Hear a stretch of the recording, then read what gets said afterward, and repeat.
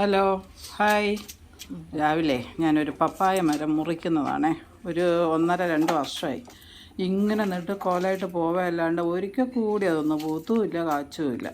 അപ്പോൾ അതിനെ ഒന്ന് മുറിച്ച് മാറ്റി അതിനകത്ത് ഞാൻ ആ ചട്ടിയ വേറെ ഒരു പ്ലാന്റ് വാങ്ങിച്ചു. അത് നടാൻ വേണ്ടിയിട്ട് ഉപയോഗിക്കാൻ വേണ്ടി ഇതിനെ മുറിച്ച് മാറ്റുന്ന ഒരു കാഴ്ചയാണ് നിങ്ങളെ കാണിക്കുന്നത്.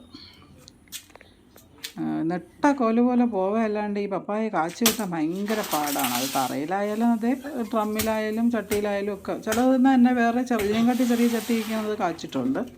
പക്ഷേ ഇത് ഇത്രയും വലിയ വളവും ഇതൊക്കെ വലിച്ചെടുത്ത് പുഷ്ടിയോട് പോയതല്ലാണ്ട് ഒരൊറ്റ കാ കൂടി ഇതെനിക്ക് തന്നില്ല.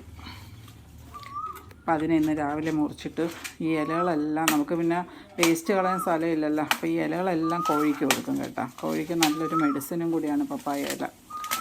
അപ്പോൾ അത് കാരണം ഇതെല്ലാം മുറിച്ച് ഒതുക്കി പറക്കി കൊണ്ടുവന്ന് കോഴിക്കൂട്ടിയിട്ട് കൊടുക്കും.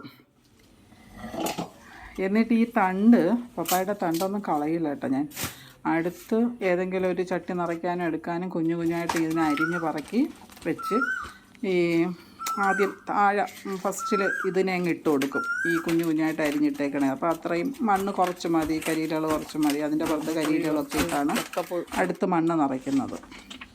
ഇനി ഈ മണ്ണ് ഒരുക്കണത് ഞാൻ കാണിച്ചു തരാം. ഇനി ഈ മണ്ണിൽ കുറേ സാധനങ്ങളൊക്കെ വെച്ച് ആ വീഡിയോ പിന്നെ ഒരു ദിവസം കാണിച്ചു തരാം.